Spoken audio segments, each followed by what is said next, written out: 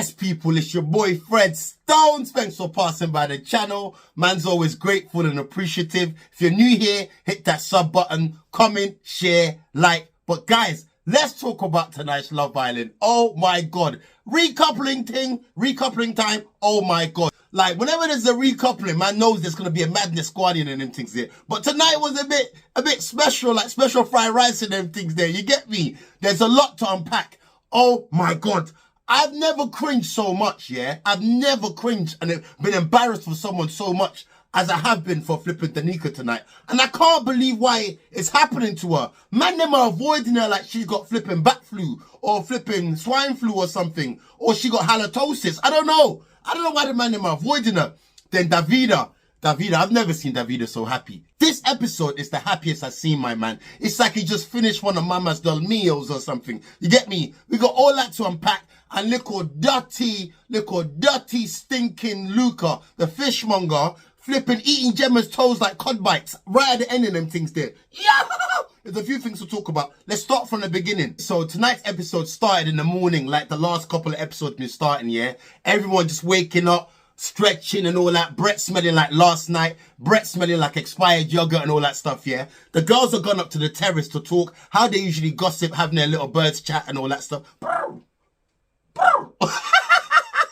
They were all talking. They were proper proud of themselves, yeah, from the challenge from yesterday. And they were saying they smashed it. Like, they smashed it like a piñata and them thing there. Smashed it like a cat D. They were proper proud of themselves. And Tasha was saying, oh, but yeah, Andrew had a lot of making up to do. And like, first of all, yeah, what did he have making up to do for? What? Listen, I would have dashed the chair in the back of her head. Like, making up for what? Anyway, yeah, she's saying he had some making up to do. And imagine, she was talking in codes about he done some sexual act to her and all that stuff.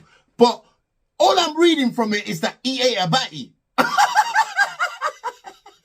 I swear he ate something. He ate a batty, man. He ate a batty like it was French toast. That man ate a batty like Nando's and them things there. Crazy. This Andrew brother, bro, this guy's weak. He's a simp. He's got no backbone. What's wrong with this brother? Like, making up for what? The brother's a proper crusty the clown kind of character. You know them ones there? Simp, dry as flipping bread. Dry as the crust on the bread and them. Proper. Anyway, yeah. Like, Ekin-Su was telling the girls about the chat with Davide.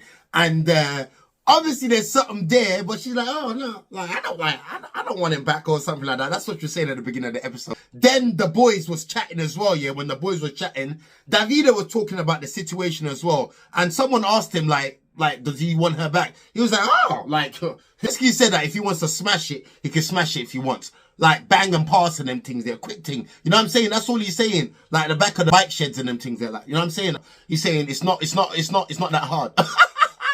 Davide's a menace still. Andrew and Dami made India and Tasha something to eat, which was really nice and all that. But this Andrew brother was still sucking up like a Henry Hoover and them things there. I don't know what he was sucking up for, but he's a sucker. Waste, man. Anyway, imagine this brother, after he's finished making something to eat, he went and sat down and spoke to Danica.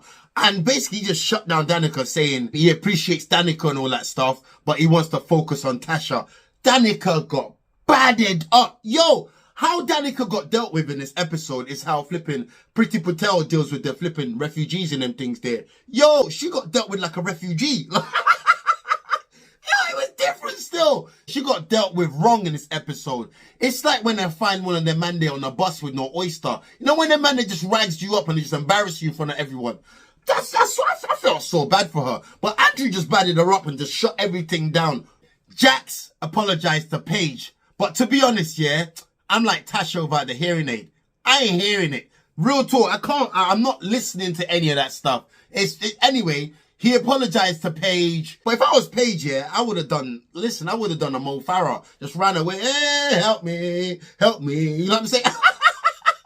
I would have just ran away from this brother. But hey, you know what I'm saying? Like, the toe's not scaring her, so God knows what's going to scare her. If the toe looks like a leg of lamb and them things there. If that toe don't scare her, then, yo. Then a text came through. Yeah. I love it when the text comes through. And it was recoupling time. Excellent, Smithers. Excellent. It was recoupling time. Everyone was gassed. Everyone was happy. And Danica's saying she's happy to step on someone's feet to get whatever she wants. She's on some Pingu happy feet thing. You know what I'm saying? She's on some, yo, I don't know. She's looking to do anything to secure that. You get me? Ekin-Su's head was mashed up. Ekin-Su's head was mashed up. She didn't know what to do. She had never had so much power to manipulate so many willies at one time. And she was just like flustered. She was gassing them things there. This girl, you can't give power to her. You give this girl power, she start moving like Kim Jong-un and them brothers. You know what I'm saying? Might even get a trim like him. You know what I'm saying? I don't know, but her head was mashed up though. Then Danica went to speak to Jay. Oh, Danica. Oh, I felt so bad for this girl tonight. She went to speak to Jay. I think she was trying to obviously suss him out because the recoupling later on. He was like, yo, you're cool and all that. We got a good rapport. And he said something, listen, he said something about age. Isn't this the same brother that whose heart race was raised by Gemma? A 19-year-old. Bro, I swear this brother was dropped down the stairs as a kid. His tabuku must have got crumpled as a youth. I don't know what's going on with this brother. But anyway, he pawed off Danica. Danica was trying to show him love and he pawed her off. He told her, talk to the hand. Talk to the hand. Nah, man. I felt so bad for this girl tonight. Like, literally, I felt really bad and embarrassed. She got pie left, right, and center. She had more pies than Mr. Kipling's and them things there. It was crazy. It was so, like, on a real thing. It was, like, you don't like seeing people go through them things there. It was crazy still. And the thing is, Danica's banging. She's like, she's nice.